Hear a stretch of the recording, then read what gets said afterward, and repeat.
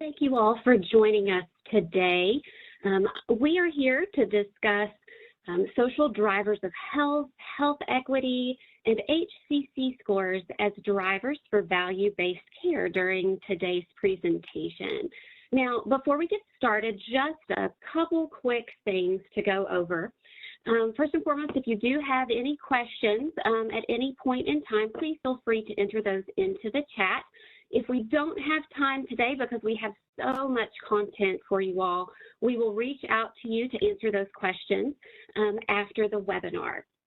And then also, as our disclaimer, the information contained in this presentation is for general information purposes only and does not attempt to provide medical, mental health, or any other type of healthcare service.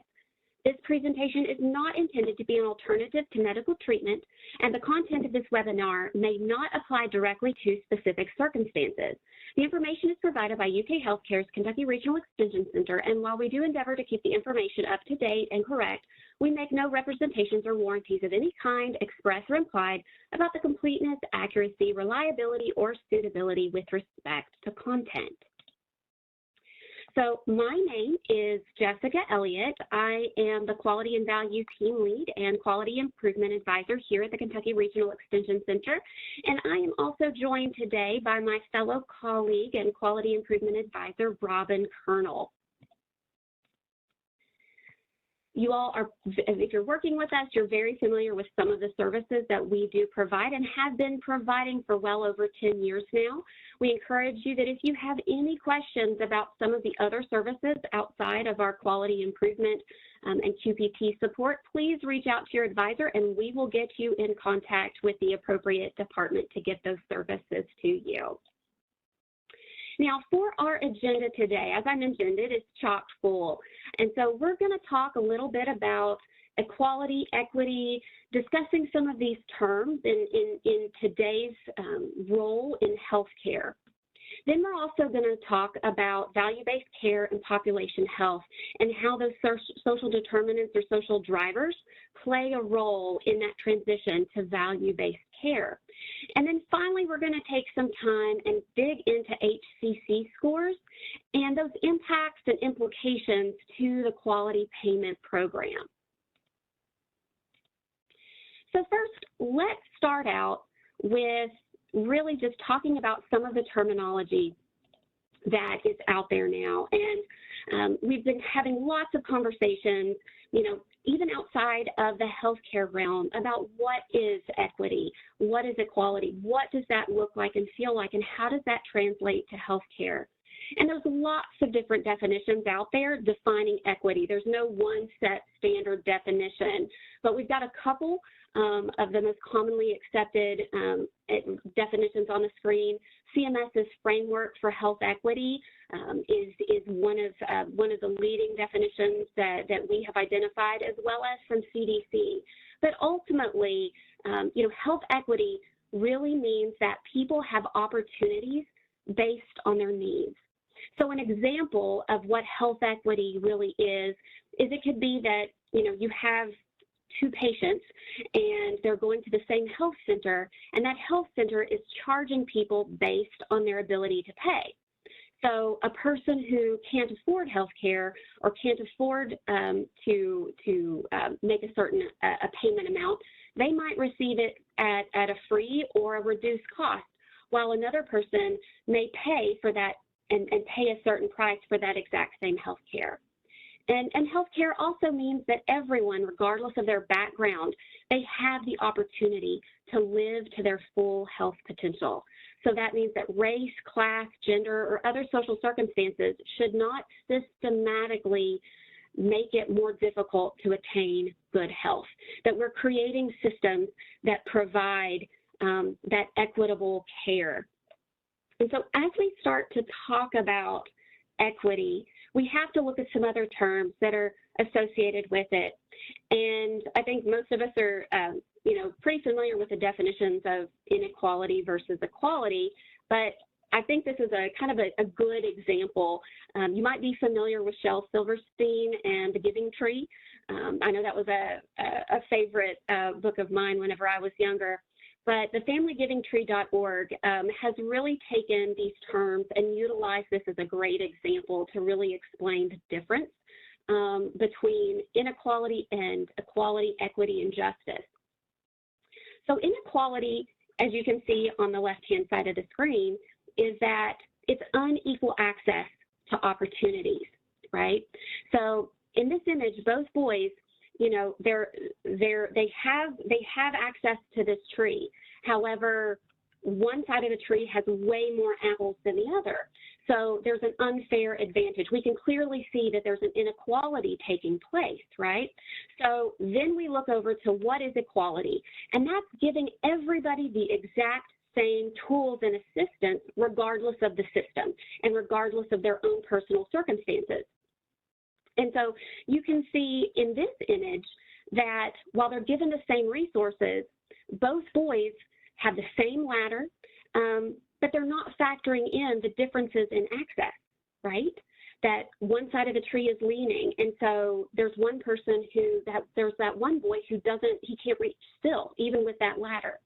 And so he doesn't have access to those apples, even though he's been given those tools. So really, equality really isn't enough, right? Because there's still those disparities. And over the past 20 years, CMS's Healthy People initiatives have focused on disparities, and particularly in the Healthy People 2030 document, they talk about particular types of health differences that are closely linked with social, economic, or environmental disadvantage that adversely affect groups of people who've been systematically have experienced greater obstacles to health. So systems are created that then generate these obstacles and barriers. And sometimes these barriers are going to be defined through race, ethnicity, gender, disability, geographical residence, among other things. And so there have been many policies that have been implemented in phases throughout the last couple decades to really work on reducing and eliminating health disparities. And most recently, really to figure out how do we help our patients and our citizens achieve the highest level of care among all population groups across the U.S. Now, despite these policies, there's still specific chronic conditions that remain prevalent across those disadvantaged populations compared to the majority. And so let's take a look at that a little bit further. So here's an example with asthma, and you can see some of the disparities that are associated with it. Women are just more likely to have asthma than men are in general, so there's a difference in sex. You're going to see that whether you're an adult or a child, that's not really going to be a factor so much, but it's looking at your gender, it's looking at your race. So if you are Black, you are more likely to experience asthma than your white counterpart or your Hispanic counterpart. And if you actually dig down even further into Hispanic populations, they find that Puerto Ricans themselves have a much higher incident rate of asthma than any other ethnicity out there. So it's something to definitely consider and to look at these disparities because they are real, they exist, and they impact our chronic conditions within our populations, not only here nationally, but we see this scale all the way down to that individual state and regional level.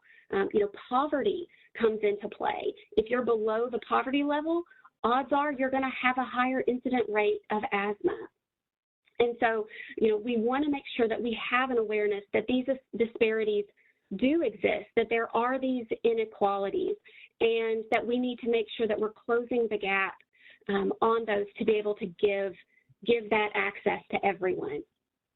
And so equity, in that next definition, you can see right here, it's not only dividing resources fairly and equally, like with both of those ladders that being the same height, but it's also factoring in the differences amongst people. So differences such as race, socioeconomic status. In that asthma example, if you are of a lower economic status, or if you're Puerto Rican, or if you're Black, you're going to naturally have a higher predisposition to asthma. And so it's looking at those factors and accommodating for that. And so this can be shown by that image we see on the left-hand side of the screen with the height of the ladders. So that boy who, even though he now has a taller ladder, on the right because the tree is higher on his side. So the tools are changed to help meet that individual's needs. And the other boy on the left, he has a shorter ladder because there's a shorter distance for him to be able to reach and gather those apples. But they both have ladders, but they have different sizes so that can help them to both ensure that they can pick the apples. And we can really, I think it's very easy to try to translate that over into healthcare. We have to be able to look at those factors that influence and impact equity. We have to look at, income and economic stability. We have to look at education and health literacy and language. We have to look at environmental factors. We have to look at the housing and transport for patients for their appointments. We have to look at food security and access, right? If you're trying to work with a patient who has diabetes, but they don't have access to healthy foods, that challenge that creates. We also have to look at the community and social context in which our patients live, the stress, the trauma, all of those different support systems or lack of support systems that have influences on the choices and the environment in which they live. And then finally, we have to look at healthcare. We have to look at, the coverage with our healthcare plans. We have to look at quality. We have to look at access. And we also see another term here in justice. And I think equality and justice can really be paired together and go hand in hand because justice is truly long-term equity, right? It's finding a way not to just give tools that accommodate, but to truly fix the system. In justice, in that example, the tree is straight, right? There have been systems put in place. You've got planks on one side, you've got cords on the other side to right the tree so that there's equal distribution and access to apples and an equal chance of both of these individuals reaching the tree and reaching healthcare and reaching the access and the care and the quality that they need to be able to have the outcomes we want them to have. So just take a few minutes, to reflect and think about what are the systems that you have in place or what are maybe some of the gaps that are in place or opportunities within your organization to find ways to look at systems that maybe aren't equitable. And what are the fixes? What are the short-term fixes and what are the long-term fixes that you can put in place to be able to create that sustainable, equitable system for your patients and families moving forward. So with that, I want to transition us over to talk a little bit about social determinants or social drivers of health in healthcare. And so SDOH is defined as conditions in which people are born, grow, work, live, and age, and the wider set of forces and systems that shape the conditions of daily life. And so historically, the practice of medicine has focused primarily on diagnosing and treating specific clinical conditions. And I have a lot of providers talk with me about that, they feel that sometimes social drivers is really out of their scope of control. But we know that as medical knowledge evolves and healthcare systems shift to that value-based approach and that population-focused medicine, the medical community really does have to respond to taking a more comprehensive approach to patient care. It has to be more than just managing the conditions. It has to be connecting that patient beyond the clinic walls to understand their social and physical environments that truly impact their health. And there's been, decades of research that really indicate that social determinants or drivers of health, that those alone have a six-fold greater impact on a patient's health outcome than the actual clinical care received. And that's a big number, right? They're 6 times more likely to have a negative or positive impact depending upon that driver that they have. And so addressing social determinants really it's a lot, right? It requires collaboration across multiple sectors. It's not just about what happens in that doctor's office, but it links to public health and it links to social services and community resources as well. one thing I want to point out to you is an excellent resource that is available and open to anyone. It's the AMA Steps Forward module around addressing social determinants or drivers of health within the clinical practice. And you can see this model up here. There are several key elements to this Steps Forward module that you can dig into as a clinic and look through it and come up with tools and resources to really help you sort of dip your toe in the water and to get more comfortable with assessing and identifying those social drivers. First and foremost is really looking at and understanding your community, looking at your community needs, getting buy-in from leadership on the importance of identifying and helping to connect patients to reduce those barriers to care. They also have some great tools for you all to be able to use to access your readiness as an organization. What are the gaps? What are the opportunities that you have within your organization? But then also, what are you already doing? How can you capitalize on the systems and the resources and the work that you already have in order to start to focus on addressing these disparities? There's also some planning tools that are available, and as well as screening tools to be able to assess individual patient level data, ways to link to resources, and as well too. So I highly recommend you check out the AMA Steps Forward module if you're interested in really starting to begin a population health program and really starting to identify those social drivers of your patients.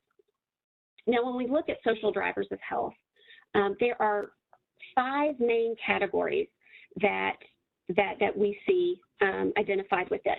And so the first is access and quality of health care. And this is really that connection between people's access to and understanding the health services and their own health.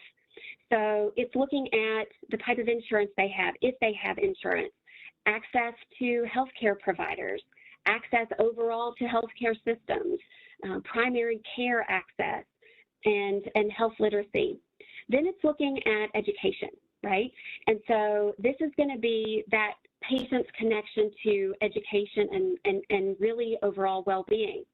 And this is going to look at, their overall educational attainment, their language or their literacy skills, any type of enrollment in higher education or early childhood programs. It factors in things like dropout rates and things like that.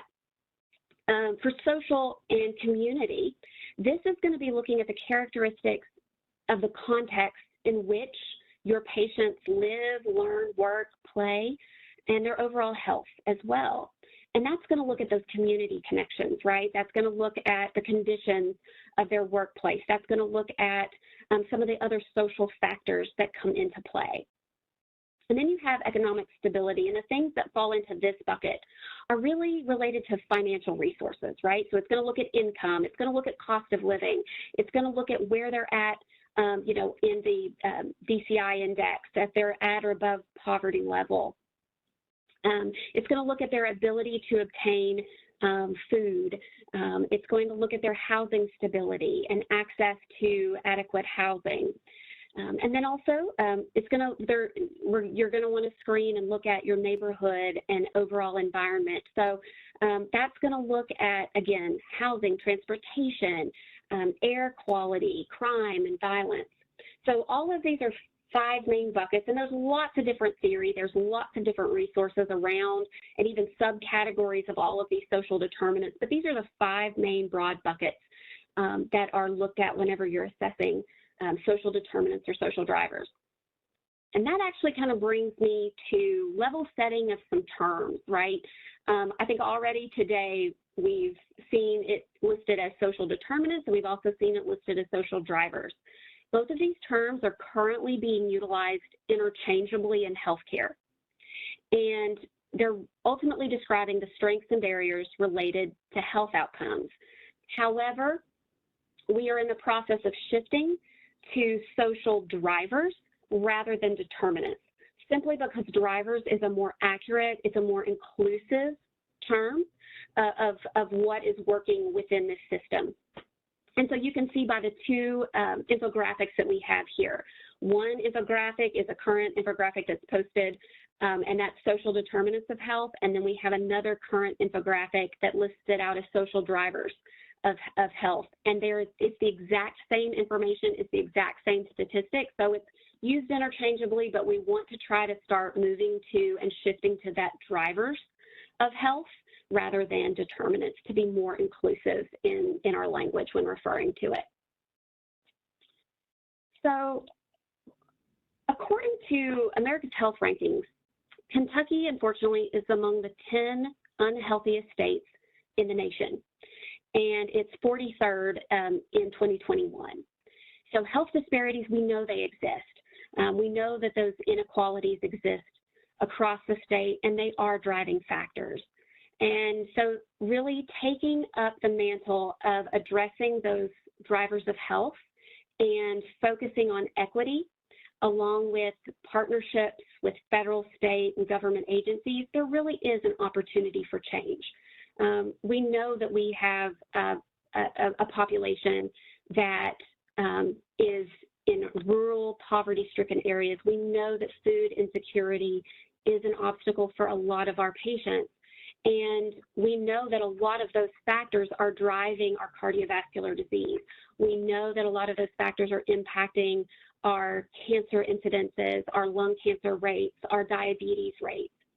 And so by having our leadership take the charge and take up the mantle to address social determinants, or to at least be that linkage within the patient and the community to get them access to the resources that they need, are a way to start.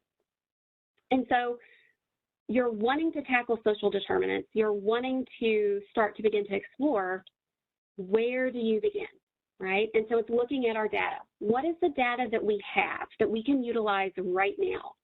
Well, first and foremost, we can look at our performance. We can look at things like our QPP feedback reports.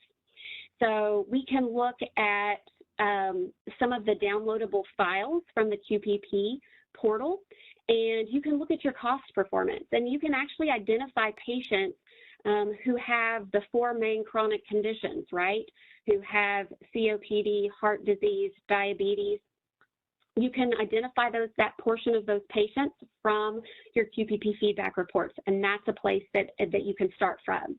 You can also reach out to your private payers to see what social driver information they have available, right? So looking at the diagnosis, the types of patients that you see, and starting to focus in on patients with chronic conditions or multiple chronic conditions. So patients who have maybe one or more of those types of conditions, to really start to focus on that population and to identify those different drivers that are impacting them and finding interventions to help reduce those. You can also survey your patients through patient experience data, identifying trends in those areas as well. And then when you're trying to actually get to the individual patient level, so that's all really sort of that metadata, right? As an organization, how are you operating? How are you faring? But then we want to take a look at that individual patient level, right? So are you currently screening your patient for social drivers? And so you can look and see, does your EHR have that capability already? Are there EHR reports within your system that you can utilize? And then you also want to look at potential population health modules, or we also have some health information supported modules here in the state of Kentucky. One of those is actually Connect. This is a program where residents and also providers are able to manage referrals out and to help partner and make connections for patients within the community. So this is a program that is available, and there's also access through KHI to connect through ePartner Viewer to be able to receive notifications for your patients whenever there are any type of social drivers that they can partner with as well. And we have some we have some websites there at the bottom. We'll send these slides out to you all here in a few days, so that if you're interested in going to those web pages to learn a little bit more, that information is available. Now, CMS has approved several different screening tools. There are 4 right now that have been approved by CMS. And so they're listed out here. There's the Accountable Health Communities, Health-Related Needs Screening Tool, the Prepare Tool, the Well-RX Questionnaire, and the AAFP Screening Tool. All of these they all have that same alignment of the different aspects and areas of social driver screening that is recommended by CMS, by CDC as well. So all of these would be, any of these would be a great resource to start utilizing to screen your patients. Now, I have an example for you here about how screening for social determinants, and not only screening, but then also identifying those and having an intervention really makes a difference in that patient's care. So I'm going to tell you a story here about Ted. Ted is a patient who has congestive heart failure. He's diagnosed with type 2 diabetes. He does suffer from clinical depression, and he also has some transportation issues. He does not have ready access to a car. Ted has been sick. He's not been feeling well, and he has noticed for a while he's had a lot of edema and shortness of breath. He's been having difficulty getting into his primary care doctor, and so he's waited a while to get this appointment, so he's finally seen. Unfortunately, the doctor assesses him and realizes that he desperately needs to be admitted into the hospital due to his congestive heart failure and some issues with his blood sugar and diabetes. While he's in the hospital, he does have a cardiac procedure, but it has a good outcome. However, while he is in the hospital, he ends up developing a secondary infection. He gets a UTI, and that actually extends his hospital stay. So there's a lot of financial strain that is placed on him. He's missed more work. He's not getting paid for work for the time that he's missed, and he's missing more days than he would have anticipated. He eventually does discharge, but that's a factor that weighs in on him, right? He ends up not showing up to his appointment because he can't find transportation. He screened positive for depression previously, but no appointments had been made for him to follow up, and he, during this course of, worrying and stress about work and pay, he's not able to afford, transportation, and he's not feeling like he can reach out for help and assistance. And so, he ends up not keeping his appointment. He ends up not getting his medications refilled because he doesn't want to ask someone. And so as a result, his conditions spiral out of control. Perhaps he's maybe misunderstood some directions from discharge, and he decided to discontinue his LASIK. And because he didn't follow up in the clinic, that's created and exacerbated his pre-existing conditions. And so he ends up having to go to the ED and requires an ambulance transport, and then that ends up in a hospital readmission within 30 days post-discharge. So this is, just a pretty not off-the-wall example of what sometimes happens in healthcare. And so there's a lot of costs that are associated, whether that's at the patient's health level or whether that's at the organization who's delivering care. Those costs get transferred to them. So when we think about it, there's a lot of different drivers that come into play, right? So Ted has missed his appointment, and no one called to follow back up with him. He didn't reschedule. He no-showed. So that creates a lot of issues and inefficiencies within the clinical setting. He screened positive for depression at admission, but there was never any follow-up. There was not a referral made for him to have the resources he needed.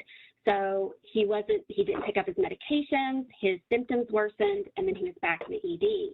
So you can see the different performance measures all of this impacts, as well as the outcome measures. So it's more than just him ending up back with a 30-day readmission. There's a lot that factor into his overall outcomes that then can impact a health system or an organization. So looking at social determinants through outcome improvement, we can actually align the reasons for utilizing drivers of health and trying to reduce barriers and how that directly correlates to outcomes. and using it through the framework of IHI's quadruple aim, right? We want to make sure that we're improving our populations. We want to give our patients a better experience. We want them to connect with their care. We are trying to reduce utilization. We're trying to be more efficient in how we manage the resources that we have as a part of that quadruple aim. And then also, too, we want to focus on our own staff and our own providers' work-life imbalance to help reduce and avoid that fatigue and turnover. So social driver work does directly correlate and align with our quadruple aim.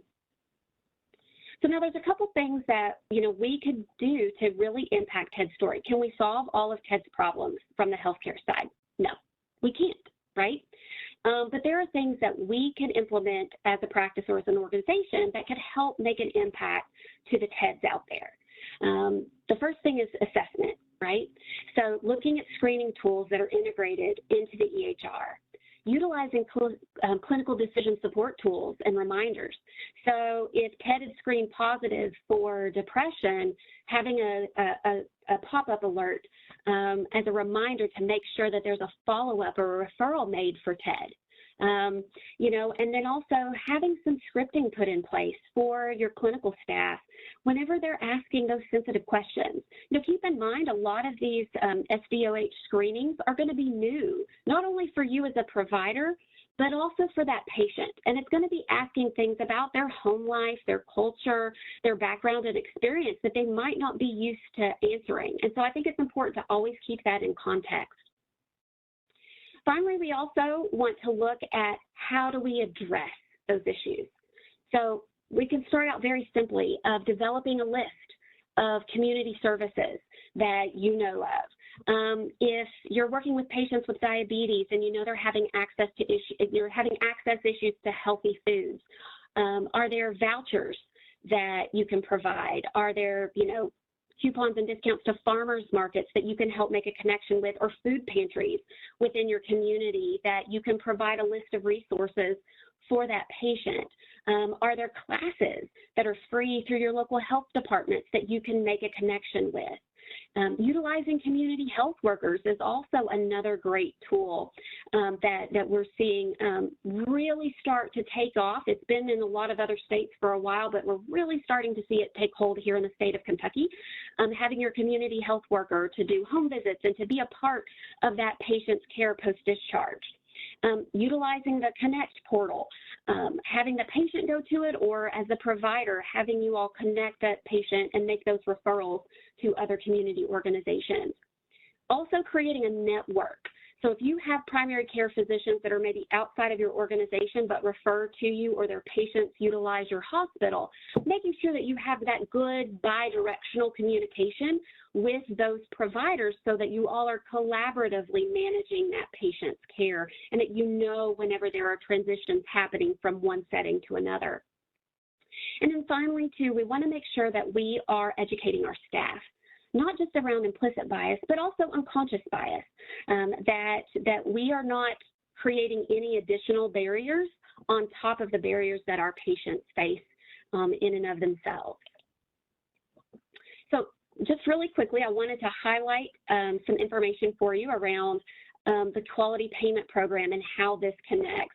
There's a lot of language in the last final rule, and we expect more language to likely be in the NPRM that should be coming out here in the next month or so around increasing screenings for social drivers of health. And so we have seen with this last year, they finalized a measure exactly that. Screening for social drivers of health is a high priority measure. The collection type for it is a MIPS CQM. So it's not an EHR-based measure, but it is a registry-based measure that you could participate in. And what you have to do is you have to have a patient who has a qualifying encounter, and they need to be screened by an appropriate SDOH tool. So one of the 4 tools that I mentioned earlier in the presentation, you can use either of those 4. Those are the CMS-approved tools to screen for it. They screen over all 5 of those areas. And so you would utilize that tool. Now, the next level would be ultimately to connect those patients, and we are going to see probably measures around that start to evolve over the next few years as well. But for this measure right here, it's truly about, are you screening your patients? And then we're going to start to see, are you closing the gap, and how are you doing that? Now, with that, I would like to transition over to Robin Kernel, who will talk to us about HCC scores and the impacts and implications to the quality payment program. Robin? Thanks, Jessica. So we've talked quite a bit about social determinants or social drivers of health, and how that impacts patients, how that impacts providers, and here's the why. The fact is that CMS is moving more risk for patient outcomes to the provider. We're moving from the fee-for-service type provider to a value-based type payment system. CMS has been trying to roll us into that for the last 6 to 7 years, and going forward, we're going to see a stronger push as well. And so when we talk about what's being pushed to the provider by CMS regarding risk, CMS has talked multiple times about how this quality payment program is a budget neutral reimbursement program. So they're not looking to spend extra money in how they reimburse providers. So those folks who are, excelling in their quality care through their reporting methods that you have from EHR, and those that have positive outcomes when they go and look at your cost, those measures that apply to your practice, and they see that, you're maintaining cost below the average or whatever, those folks are going to be rewarded through some CMS program, whether it's through some positive payment adjustments, or maybe you're part of a alternative payment model and you're seeing some of that sharing of risk there benefiting your pocket. And they're expecting providers and patients both to manage the cost of care, but they're putting that more so on the provider than they are right now at the patient. And they're expecting providers to work together. That's why we see a bundled payment project out from CMS that includes, all the providers that would be involved in a patient's care if they were presenting for a total hip or a total knee replacement. So they're looking at you all to create communities of care for patients. And then increased utilization of alternative payment models. As we go through each year, we know that CMS is releasing new payment models and recruiting providers to participate in those. If you go out now to CMS's innovation website and select for alternative payment models, you're going to see a long list there that maybe they haven't implemented them yet, but they are still in discussion on how to roll them out.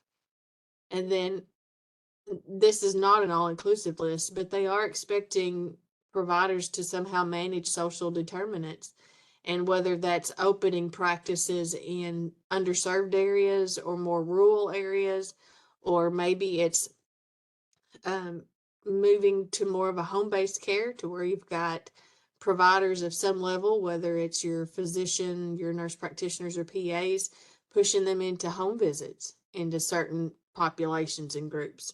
So we're going to see that come going forward quite a bit more. So when we talk about risk adjustment, this is where CMS's efforts is to compare groups of practices and help predict that course of care for a patient, and then even provide some greater risk or reimbursement for those patients who are considered high risk. We all know that what it costs to care for a patient in a rural area is different than what it costs to care for a patient in a metropolitan area, just because of the location, the overhead that is required to run a practice. We know that paying staff salaries and utilities and all of that is different between those geographical locations. So CMS looks into that and identifies some risk adjustment. And so they can be statistically adjusted based on many factors: education, geography, income of the location, and then they try to compare it in a manner to make it an apples to apples comparison. So they look at risk adjustment. So one of the ways that CMS does that is through hierarchical condition categories, or what we call HCC codes. And if you've been scored on any of the cost measures in the past from CMS and you downloaded the beneficiary level data information that's available from that measure, and it's all of the measures, so it doesn't matter if you were scored on 1 or 15, each of those have a beneficiary level data file loaded there on your QPP portal, and each of those patients will have an HCC score. The other thing about that is what they have an HCC score for one cost measure may be different if they're in multiple, if that same patient's in multiple cost measures. So keep that in mind too, because we're not going to make this simple. It's going to be complex. So CMS uses these HCC scores and they group them in similar diagnoses that require similar resources to treat. Sometimes we see these with more costly conditions. They end up with a higher HCC score than a lower one. The weighting that's given to a specific HCC code is figured into your reimbursement. The plan behind this is it avoids cherry picking or avoiding to care for chronically ill patients. And so you want to try to care for those patients who are, healthier because they don't have as much complexity.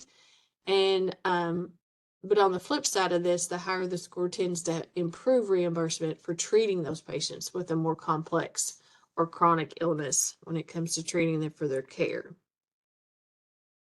So a few years ago, this slide was significantly different. At one point, we actually only had one risk adjustment factor per HCC category. In the last 2 to 3 years, CMS has made some adjustments to that. And so when you look at this slide, you see that we're now platinum, gold, silver, and bronze. And if you remember when we had the healthcare exchange come out and all the rules associated behind that bronze level was the lowest maybe an employer could offer as far as a health insurance plan. So these are rated similarly. So we have a platinum through a catastrophic type thing. I will tell you that calculating HCC scores is out of the scope of your quality improvement advisors for many reasons, but part of it being we don't have access to your patient data and we don't need access to that. But we want you to understand that these codes each come with different weighting. The more complex the patient, the higher the HCC. Just as an example, you can see that someone with metastatic cancer, regardless of what plan they're on, is rated more complex and is risk adjusted higher than someone with even COPD or diabetes with some acute complications. So in this case, CMS is recognizing that the cost to care for someone with metastatic cancer is significantly higher than some of these other illness codes. So how do they affect your reimbursement? So of course, they're looking at demographics. They're looking at disease burden. How many chronic illnesses do they have? What's their overall health? Where are they located? Do they, when's the last time they've had primary care of any kind? And that's all based from your billing. All of your claims data that you're submitting to CMS is how they pull this data down. And then they look at HCC scores, and then they give you an overall risk adjustment factor for that patient. So what do you need to do? It's all about documentation. And we've talked about this, on other presentations, and we've talked about this with client calls. And I know this is where we struggle. We're using EHRs now, and there's not a perfect one of those. They don't all work the same. And figuring out where to put information when you visit with a patient so that it captures appropriately and then gets sent accurately to CMS is a struggle. We completely understand that. So we want to remind you all, of course, that these scores will have an impact on your reimbursement. They are associated with diagnosis, which is based on clinical documentation in your medical record that is gathered from either a face-to-face counter or a telehealth visit, and it's reported at least once a year and then coded to that ICD-10 guidelines. And remember, ICD-10 is very specific.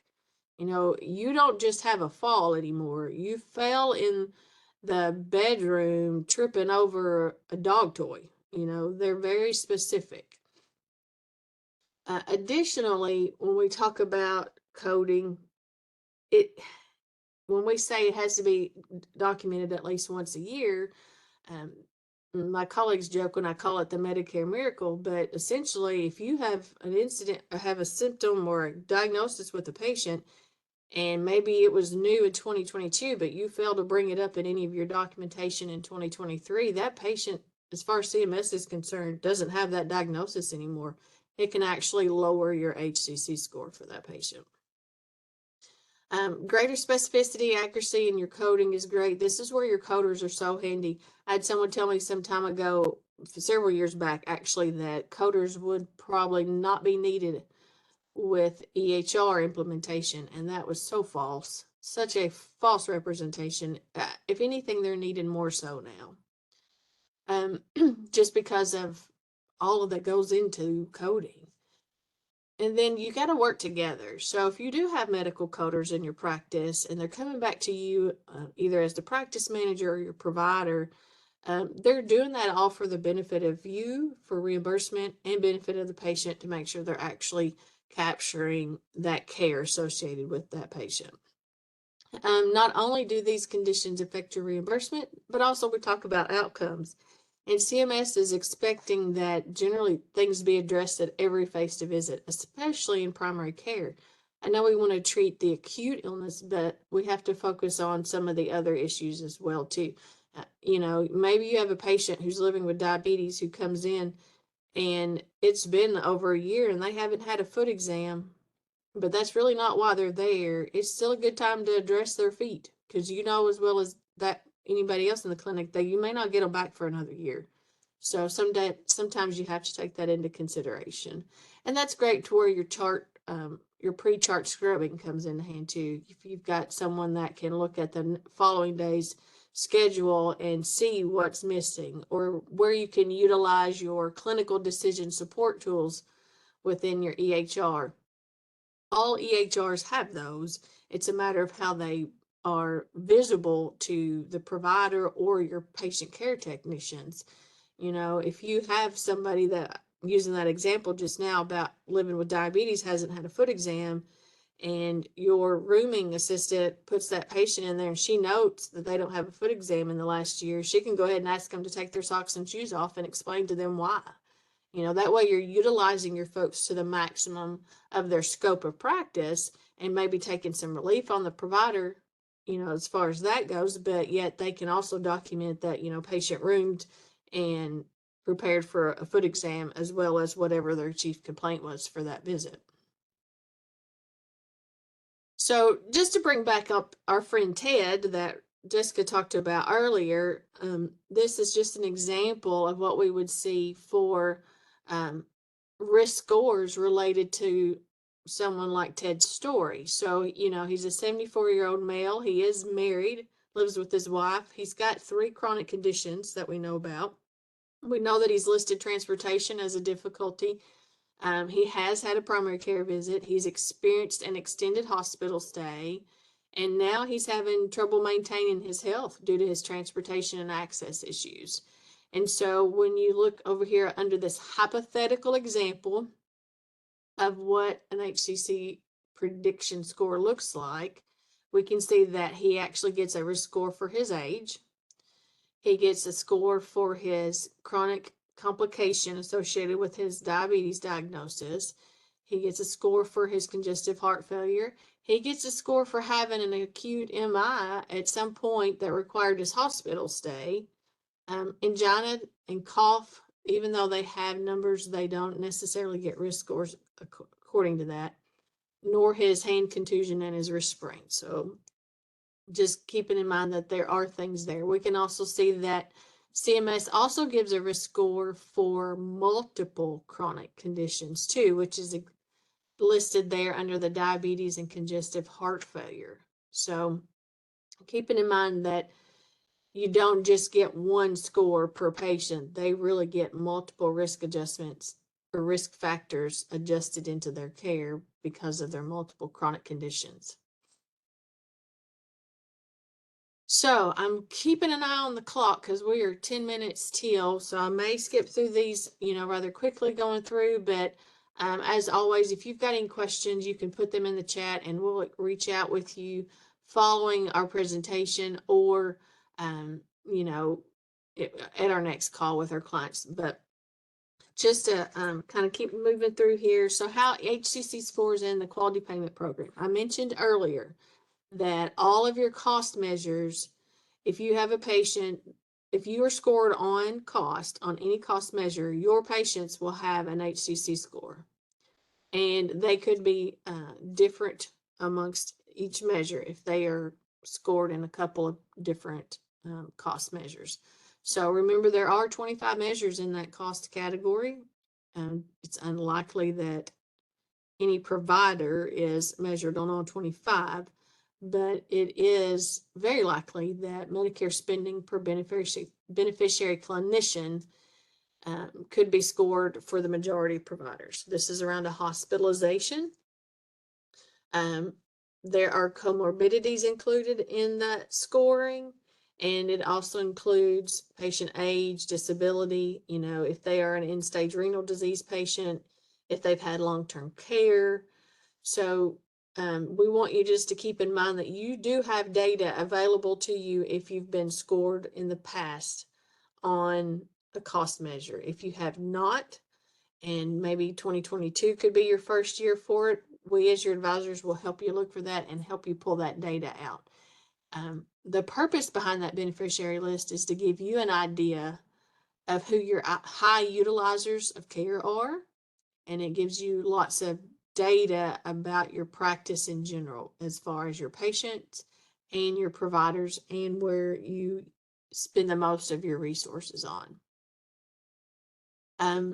It impacts your cost composite score in that the total number of measures that you're evaluated on within cost yields up into that, what we call the cost composite score, but it is that category score for cost that rolls into your final MIPS score. So the more complex your patients are, the higher utilizers of care that you have for those folks, that all factors into your performance for each measure and therefore rolls back up. So just keep in mind that each measure has its own risk adjustment, its own list of attributed beneficiaries, its own providers that fall in that box. All of that plays into this score. So how can you use that score to report in your feedback reports? I kind of touched on that throughout the whole presentation, but as a reminder, this does help you identify populations of patients or diagnosis groups to maybe focus your efforts on improving outcomes. Remember, we don't want to try to work on the entire practice. Maybe we pick out a population, a certain diagnosis group. Maybe you want to focus on improving outcomes around your patients living with diabetes. And if that's the case, that's the population that we're going to focus on. Each year you do have patients that sort of roll on and roll off of your roles when it comes to these measures. But in general, they stay relatively flat as the mix of your population goes. You can also maybe look at a population around maybe a specific zip code that you know is in a more rural area, or maybe a higher or a lower socioeconomic status, maybe that particular group. That's the whole point behind these scores and that feedback on those specific measures. We talked a little bit earlier already where your risk adjustment data comes from, and that main source is your hospital and your physician claims data. And then again, that accuracy and specificity in your ICD-10 coding and your medical documentation. Which Medicare beneficiaries receive an HCC risk score? This is a little different, but all of your patients will receive a risk score. However, if they have been enrolled in Medicare within the last 12 months, they may not get a risk score for all of their chronic illnesses. They may only get it for their age and demographics. So keep in mind that that may change, as the years progress. So document it that first year that you care for that patient so that they have a better assigned HCC score in the second year that you care for the patient. CMS also has risk models for patients who are end-stage renal disease, and there are risk adjustments for Part C and D enrollments, as well as Medicare Advantage plans. So is there any incentives available for the MIPS in the MIPS program for those folks with an based on your HCC scores? So HCC scores actually do help with your complex care bonus that is provided. It's up to 10 points. It is on top of your score. So once you receive your cost category score, quality score, promoting interoperability and improvement activities, CMS looks at a couple of things related to your patient population. And so they look at the ratio of your Medicare patients who are dually eligible, so Medicare and Medicaid. And then they look at the average of your risk score of your patients in your practice.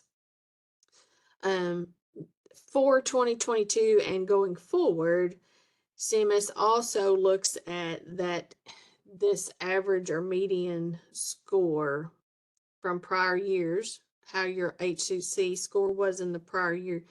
They look to see if you are above that. So are your patients getting sicker or more complex in 2023 than what they are in 2022?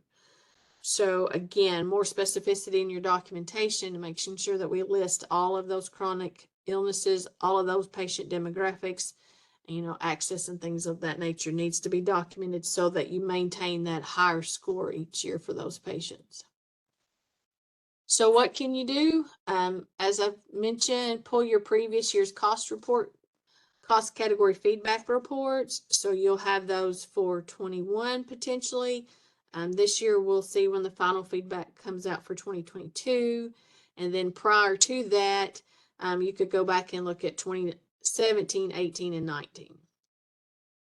Review your patient level data of attributed beneficiaries. We are happy to run through that with you during a call. We do not want your data sent to us, so please do not send us that file. But if you are having difficulty finding that on the QPP portal, we are happy to help you do that and download that and talk about what data is there and what's available. Then we encourage you to narrow that file down to those folks with a higher score, a score higher than 85. Anybody 85 to 100 is your most complex group. And then start looking for similarities in your data there. Are the patients in this population of 85 or higher cared by the same primary care or same specialist? Do they have similar diagnosis groups? What other comorbidities are we seeing? And that helps you focus on what population you might need to care for. And then at that point, you can, if you don't already have it in place, look at chronic care management plans for those patients, which is another reimbursable service by CMS. So zip through that real quickly. Again, we're down to 12:58, so I won't keep you terribly long. This is a new update from CMS that came out just in the last week. They will start archiving previous data that is available to you specifically from your practice on the QPP portal. So we are encouraging all of our folks to log on to your QPP portal underneath your own private login for your practice or your tax IDs if you have multiple, and go back to previous performance years and download your data. Once this migration is done and it's archived on CMS's side, you all will not be able to see any prior feedback or any data prior to 2021. So we know that we have changeover in practice managers often, and if you were to get audited, because they can still go back 6 years, if you can't find that within your practice, you can at least pull down data off of CMS. So we encourage you this week to try to get in there and just download those previous years, that data submission to your personal desktop or organization server sites. Upcoming webinars, we're giving you all July off. We're expecting that CMS will release the notice for proposed rulemaking during that month. And so your advisors and my teammates will be reading through that 2,000 pages so that you don't have to. And then in August, we'll be able to present some of that updated information to you all. And then I did throw in some questions, but it is 1 o'clock. So please, by all means, if you have questions after you receive this webinar recording, reach out to your advisors, any one of us, Jessica or myself. We're happy to help answer any questions. And we thank you so much for joining us today. Have a great rest of your afternoon.